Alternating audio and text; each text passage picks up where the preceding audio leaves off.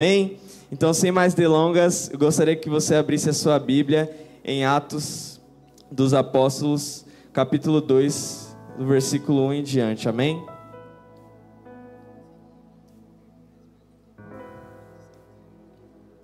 Eu já vou lendo para ganhar tempo. E cumprindo-se o dia de Pentecostes, estavam todos concordemente no mesmo lugar, e de repente veio do céu um som como de um vento veemente e impetuoso, e encheu toda a casa em que estavam assentados, e foram vistas por eles línguas repartidas como que de fogo, as quais pousaram sobre cada um deles, e todos foram cheios do Espírito Santo, e começaram a falar noutras línguas, conforme o Espírito Santo lhes concedia que falassem. E em Jerusalém estavam habitando judeus, homens religiosos de todas as nações que estão debaixo do céu. E quando aquele som ocorreu, ajuntou-se uma multidão e estava confusa, porque cada um os ouvia falar na sua própria língua.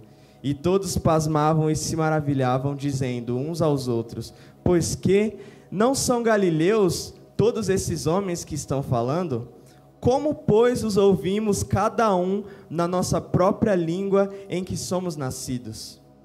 Partos e medos, elamitas e os que habitam na Mesopotâmia, Judéia, Capadócia, Ponto e Ásia, e Frígia e Panfilha, Egito e partes da Líbia, junto a Cirene, e forasteiros romanos, tanto judeus como prosélitos, cretenses e árabes, todos nós temos ouvido em nossas próprias línguas falar das grandezas de Deus. E todos se maravilhavam e estavam suspensos, dizendo uns para os outros: que quer isto dizer? Amém? Só até aqui. E esse é um acontecimento que todo mundo conhece, é a virada de chave, por assim dizer. É um grande momento na vida da igreja, o início, o start da igreja, onde o Senhor, Ele verdadeiramente capacita homens e mulheres, prepara homens e mulheres para instituir o que nós somos hoje, a igreja do Senhor. E esse momento, ele foi um marco na nossa vida, porque foi um momento onde homens e mulheres foram equipadas com o Espírito Santo de Deus. Então o Espírito Santo de Deus, ele não só mais visita, mas ele habita em nós todos os dias. Nós não somos tão somente visitados, mas ele habita em nós, nos direcionando, nos guiando e nos levando para os seus caminhos. E esse marco, ele é maravilhoso porque a igreja do Senhor, ela passa a ser governada não por homens, mas pelo Espírito Santo de Deus, o Consolador. E esse nós cremos que é o melhor pastor, porque ele conhece o meu e o seu interior. E logo após isso, vários milagres, várias coisas começaram a acontecer, a igreja começou a se desenvolver e crescer, mas é claro que antes nós precisamos prestar atenção em algumas coisas, nós precisamos olhar para algumas virtudes que essa igreja primitiva tinha. E antes do cumprimento do dia de Pentecostes, se nós voltarmos ali um pouquinho para o capítulo 1, no verso 4, é dada uma ordem. Antes do cumprimento da promessa, a igreja é ordenada, e nós lemos aqui: e estando com eles, Jesus determinou-lhes que não se ausentassem de Jerusalém, mas que esperassem a promessa do Pai, que disse ele: de mim ouvistes. Porque, na verdade, João batizou com água, mas vós sereis batizados com o Espírito Santo, não muito depois desses dias. Então, a primeira virtude da igreja primitiva deve ser a perseverança, porque a partir desse momento foi dada uma ordem e logo após a promessa. Primeiro vem a ordem, depois vem a promessa. Ele diz: ei, ficai em Jerusalém. Ficai em Jerusalém até que você veja, até que você seja revestido, até que a promessa se cumpra.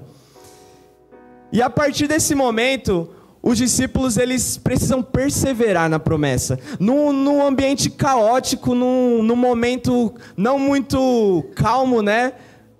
Eles precisam perseverar na promessa. E perseverar não é algo tão fácil assim. Não é algo tão fácil, ainda mais quando as circunstâncias não são tão favoráveis. E perseverar quer dizer se manter constante, permanecer, e mais do que isso, é preservar aquilo que já foi gerado nos nossos corações.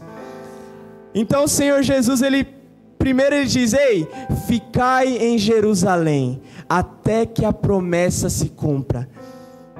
Algo foi gerado no coração dos discípulos, e agora eles precisavam perseverar. Por mais que as circunstâncias não estivessem favoráveis, eles tinham uma palavra, eles tinham uma ordem e uma palavra, e o Senhor é fiel, e quando Ele fala, vai se cumprir. Então nós temos essa certeza, por mais que as circunstâncias não estejam favoráveis, o Senhor nos deu uma palavra. O Senhor nos deu uma palavra, e é nisso que nós devemos nos apegar, amém? Em um momento de medo e incerteza, eles foram desafiados a manter a essência de Cristo, que foi gerada nele ao longo de todos esses anos. Ao longo de todos esses anos, caminhando com Cristo, eles foram desafiados. Por mais que o nosso Salvador foi morto, foi humilhado, por mais que houvesse perseguição, eles foram desafiados a permanecer, a perseverar na mesma essência. E o que eu tenho para te dizer, meu irmão, é que verdadeiramente os governos podem mudar, a gente muda de governo, no seu trabalho o seu chefe pode mudar, muitas vezes as ideologias podem mudar, a nossa geração pode mudar, mas os que permanecem, os que perseveram, continuam na essência de Cristo que Ele gerou em nós. Então nós precisamos ter a virtude da perseverança.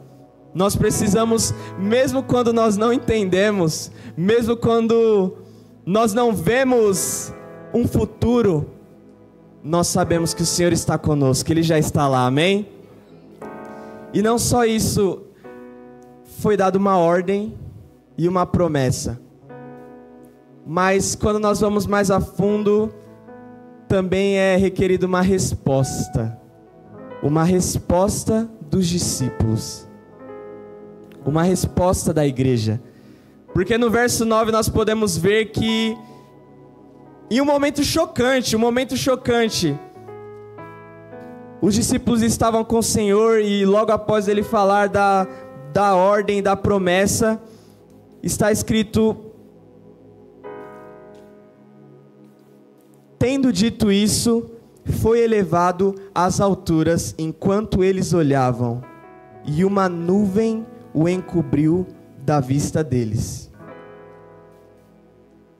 Então eles já não estavam vivendo um momento muito normal, né? Porque eles passaram pela crucificação, o Senhor se revelou novamente, só que agora Ele está indo de novo.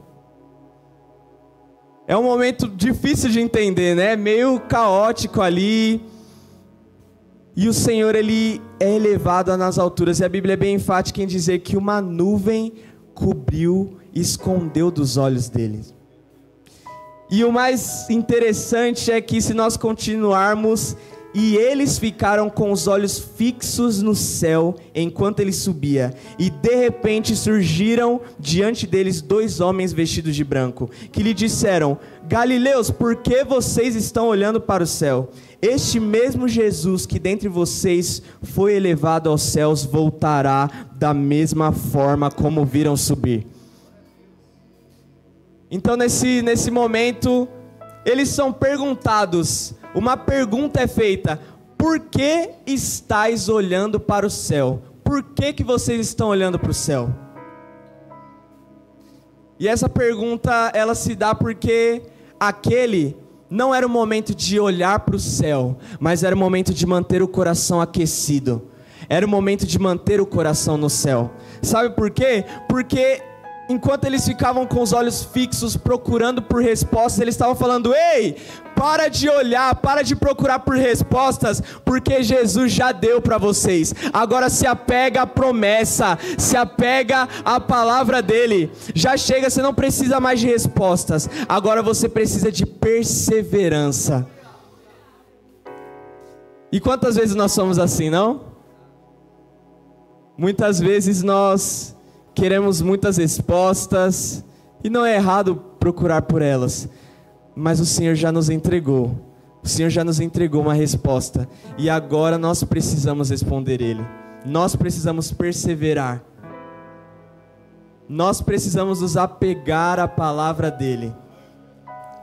Isso é maravilhoso porque não era o tempo. Não era o tempo de ficar olhando para o céu. Não era o tempo de buscar respostas, mas era o tempo de dobrar os joelhos e se alinhar à vontade do Pai. Ele foi bem fatídico e falou: olha, por que vocês estão olhando? Ele foi, mas ele volta. Agora mantenha o coração aquecido, persevera, dobra os seus joelhos, se conecta com Ele, se alinha com o reino, se apega à promessa.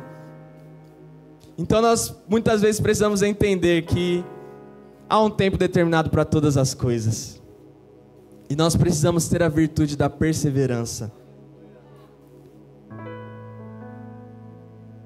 E quando o medo nos cerca, quando as nuvens escondem Jesus dos nossos olhos, já foi falado aqui, nós não nos movemos pelo que nós vemos. Então, por mais que as nuvens estejam tirando a nossa visão, nós ainda temos uma palavra, nós ainda podemos escutar a voz do Senhor. Então, não é tempo de olhar para o céu, mas é tempo de se alinhar a Ele. Eu não preciso ver, eu não preciso de vista, mas eu preciso estar alinhado. E o mais interessante é que, logo após isso, Jesus subiu, foi ocultado pelas nuvens. Eles falaram: ei, não é tempo. Eles logo voltaram para Jerusalém e perseveraram unanimemente em oração e súplicas. O Senhor requer de nós uma resposta, e nós precisamos responder com obediência, porque não tem como nós vivermos as promessas de Deus sem antes obedecer a palavra dEle. E a Bíblia fala, eles retornaram para Jerusalém, primeiro para cumprir a ordem, e depois começaram a aquecer os seus corações, começaram a perseverar, manter aceso aquilo que já foi gerado. E eles perseveraram unanimemente, todos, em unidade. E se nós continuarmos, já aconteceram muitas coisas até se cumprir o dia de Pentecostes. E o Pentecostes, né, o dia de Pentecostes, ela é a festa da colheita. É a festa da colheita. E é muito interessante a gente falar sobre isso, porque a festa da colheita, ela é uma celebração do culto israelita, do povo hebreu, né? Só que suspeita-se que esse costume, ele pertencia aos cananeus, por 3 razões. Uma, porque os agricultores sedentários, aqueles que ficavam no mesmo ambiente, cananeus, eles dominavam os vales férteis de Canaã quando o povo hebreu chegou.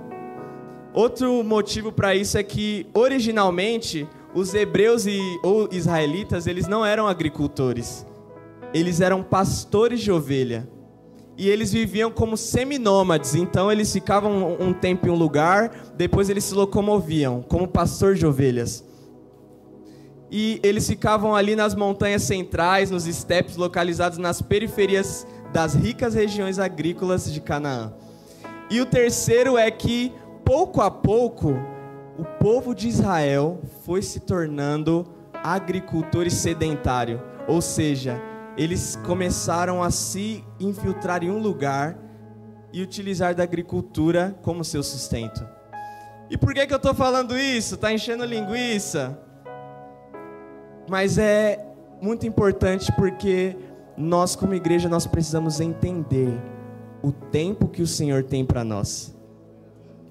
Sabe por quê? Porque eles estavam vivendo ali com Jesus. Eles estavam vivendo com Jesus e era uma vida nômade. Eles iam para uma cidade, ficavam um tempo lá, depois eles iam para outra cidade, ficavam um tempo lá, mas aí o Senhor, Ele dá uma ordem: ei, ficar em Jerusalém, é totalmente o contrário. E eu fico imaginando, eles pensavam, mas quando a gente estava com o Senhor, a gente não ficava parado. A gente não ficava parado, a gente ia para onde precisar, a gente ia para lá e depois a gente voltava, a gente não ficava parado, porque ficar parado é falta de produtividade, né? Muitas vezes a gente pensa assim. Só que o Senhor, Ele é fatídico e diz, ei, ficar em Jerusalém. Sabe por quê? Porque é tempo de criar raízes. É tempo de criar raízes. Ficar em Jerusalém. E eu falo, meu irmão, não queira sair de onde Deus te colocou para esperar. Sabe por quê? Porque Ele está te preparando para ser participante de uma grande obra. Não queira sair do lugar onde o Senhor diz, ei, calma, fica parado, cria raiz, porque Ele vai te capacitar para uma grande obra. Você crê nisso?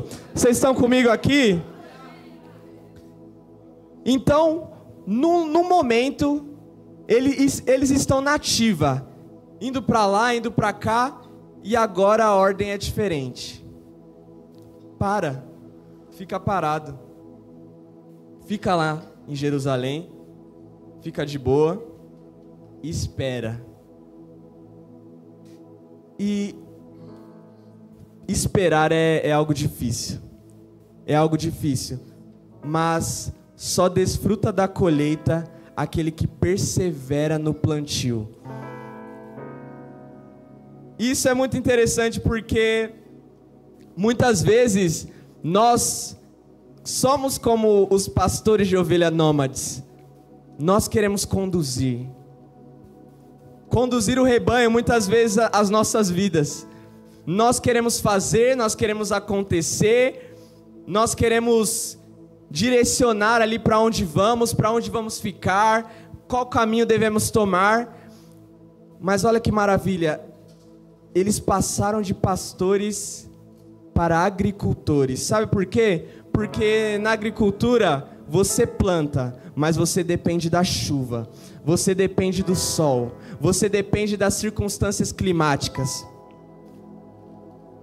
Então o Senhor estava ensinando o quê? Ei, vocês não governam a vida de vocês. Antes vocês eram pastores e direcionavam para onde vocês queriam ir. Agora vocês vão ficar parados e vão depender exclusivamente de mim. Porque quando a gente planta, a gente não vê a semente crescendo lá na terra. Quando nós plantamos, nós não sabemos se a safra vai vir boa, se a safra vai vir ruim. Nós não sabemos se a terra vai permanecer boa.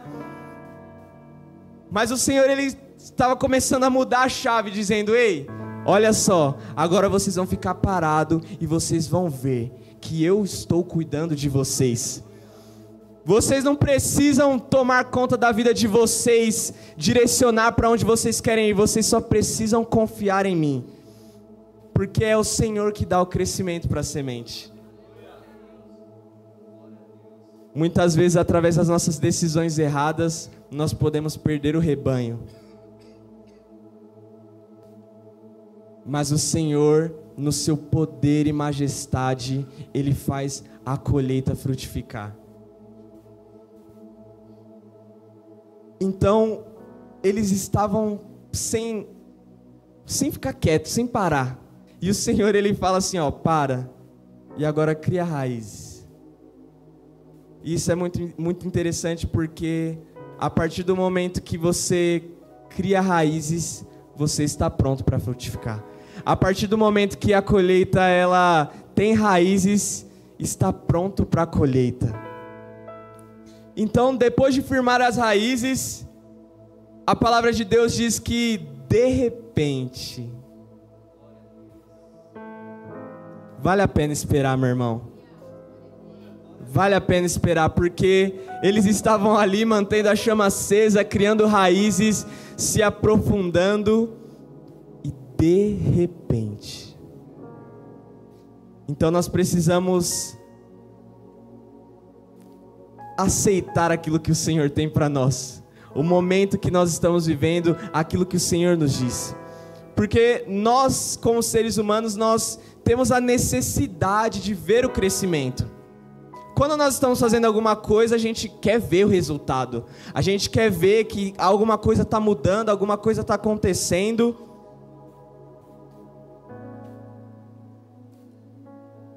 E o Senhor, Ele fala assim, olha, o crescimento da raiz é para baixo, ninguém vê. Então muitas vezes a gente acha que a gente não... Sabe, eu estou estagnado, não estou vendo o Senhor fazendo nada, eu não estou vendo a circunstância mudar, o jogo virar, mas o crescimento é para baixo.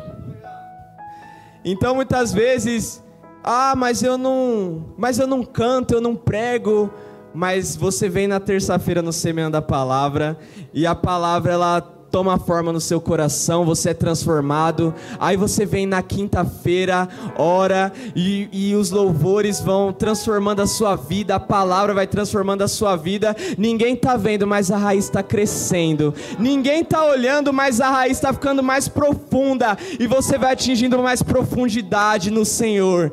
E muitas vezes a gente não enxerga esse crescimento fora da superfície, né? Mas as raízes estão tomando forma. O crescimento é para baixo, para que depois você chegue no período da colheita.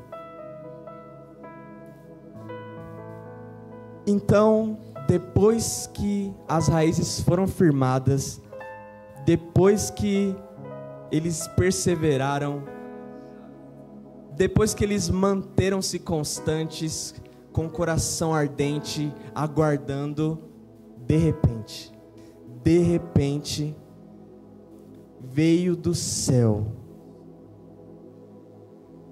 De repente, veio do céu. Porque quando nós somos os pastores das nossas vidas, nós dependemos das coisas terrenas para alimentar o nosso rebanho, nós dependemos de água para beber, mas quando nós nos tornamos os agricultores, nós esperamos do céu a chuva.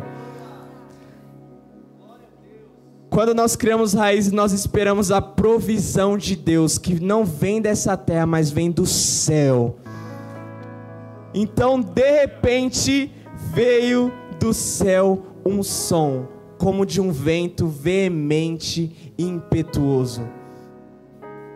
O vento é veemente e impetuoso. Ele é veemente, ele é cheio de energia, cheio de vigor, e ele é impetuoso. Sabe por quê? Porque não dá para controlar. Ele age com tanta rapidez, com tanta violência, que não dá para controlar. Então veio um vento veemente e impetuoso, e todos aqueles que perseveraram, que permaneceram naquele lugar, foram cheios do Espírito Santo de Deus. Então nós precisamos entender que nós precisamos entender as fases na qual nós estamos. Porque nós desejamos o avivamento, nós buscamos por um avivamento, mas quem dá o avivamento é Ele. E o nosso papel é perseverar e saber que o Senhor é poderoso, Ele pode fazer. Nós falamos aqui, o Senhor é o mesmo do passado. Ele ainda faz, Ele ainda opera, Ele ainda cura. O Senhor é o mesmo. O que tem nos faltado é a perseverança. O que tem nos faltado é que nós temos sido inconstantes. Nós não temos deixado o Senhor guiar as nossas vidas, nós não temos aceitado as fases nas quais nós estamos. E o Senhor nos convida: ei, deixa eu tomar a direção de novo, assim como lá na igreja primitiva. Nós não precisamos de homens, nós não precisamos de religiosidade, mas nós precisamos da direção do Espírito Santo de Deus. E aí começa a doideira, né? Começa a doideira. E eles começaram a falar noutras línguas conforme o Espírito Santo lhes concedia. E o povo ficou maravilhado, ficou: meu Deus do céu, esses homens não são galileus que estão nos falando? E a gente escuta na nossa língua de nascença. Isso é porque a Galileia era tipo assim, Osasco, né? Só de ouvir falar dá até um arrepio, né? Era aquele lugar assim que não era tão legalzinho, né? Um lugar subdesenvolvido. A galera, né, mais... Porque lá as pessoas eram rejeitadas. As pessoas eram humildes, camponeses. Então, ninguém esperava, né? Tipo, meu Deus, esse povo aí não tem conhecimento. Esse povo não estuda igual a gente estuda. E a gente está ouvindo eles falarem na nossa língua. A gente está ouvindo, cada um aqui está ouvindo falar na sua língua. E nós tiramos essa lição de que nós não podemos fazer nada, mas é o Espírito Santo de Deus que nos capacita. Então muitas vezes a gente pega e fala: mas eu não sei pregar, mas eu não prego bem, eu não tenho a dicção de tal pessoa, mas eu não sei cantar bem, eu não sei fazer isso, eu não sei fazer aquilo. Mas chega disso daí, porque é o Senhor que te capacita. É o Senhor que te capacita. Porque por mais que você não tenha um seminário teológico, por mais que você não tenha doutorado, mestrado, você tem o Espírito Santo, Ele te capacita. Então muitas vezes a igreja ela se sente: meu Deus, eu não estou capacitado para fazer isso. Você não está mesmo. Mas o Espírito Santo, Ele está aí para te capacitar. E é muito, muito engraçado porque aquelas pessoas, os homens galileus, não tinham estudo, não tinham influência. Mas através do Espírito Santo, eles foram as bases de uma igreja. Através do Espírito Santo, eles foram as bases para que hoje eu e você estivéssemos aqui. Então, meu irmão, você pode até limitar o que você pode fazer, mas não limita o que o Espírito Santo pode fazer através da sua vida. Não limita o que o Espírito Santo de Deus pode fazer na sua vida, porque Ele pode pegar algo que ninguém dá valor e transformar num vaso de honra, para honra e glória do nome dEle. Então nós precisamos entender que nós somos direcionados pelo bom pastor, o Espírito Santo de Deus, e Ele nos capacita, Ele nos levanta para essa boa obra na qual Ele nos chamou. Meu Deus do céu, já vou terminar já. Isso é muito interessante porque muitas vezes nós queremos trabalhar na força do nosso braço, né? Muitas vezes nós queremos fazer, muitas vezes nós queremos dar ajudinha para Deus, né? Não, mas se eu fizer isso daqui, vai dar certo, vai dar bom. Mas o Espírito Santo de Deus está falando assim, só me dá o controle. Só me dá o controle. Nós precisamos descansar mais. Descansar mais. Nós vivemos numa geração onde a produtividade, né, é muito, muito visada. Você ser produtivo, você trabalhar 24 horas por dia, você não depender de ninguém. Mas o nosso Deus é um bom pastor e Ele nos faz descansar. Ele nos faz descansar. E já partindo para o final, pode se levantar.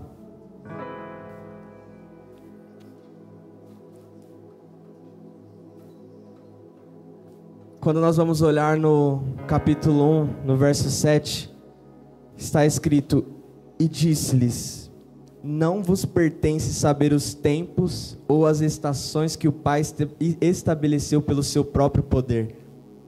Não vos pertence saber, mas recebereis a virtude do Espírito Santo que há de vir sobre vós, e ser-me-eis testemunhas, tanto em Jerusalém como em toda a Judéia e Samaria e até os confins da terra. Então nós não precisamos nos preocupar em entender qual que é o tempo de agora, qual que é o tempo que nós estamos vivendo. Não, nós precisamos entender que nós já recebemos o Espírito Santo para sermos testemunhas do Senhor. Testemunha anda com a verdade. Então você não só ouviu falar, mas você vive. Você testemunha daquilo que você conheceu, daquilo que você viveu. E foi falado aqui, o Espírito Santo de Deus continua fazendo, continua sendo poderoso. Neste momento, feche seus olhos. Feche seus olhos e vamos orar para que nós venhamos nos tornar verdadeiramente testemunhas do Senhor. Testemunha tanto na sua casa, no seu trabalho, na sua faculdade, na sua escola, porque existem pessoas que precisam ouvir falar desse Senhor Jesus. E esse é o nosso papel como igreja. Então que nós venhamos verdadeiramente criar raízes no Senhor, nos aprofundar no Senhor, para que Ele nos deixe pronto para frutificar. Já está chegando a hora da colheita, mas antes nós precisamos perseverar. Então neste momento vamos orar, ore comigo.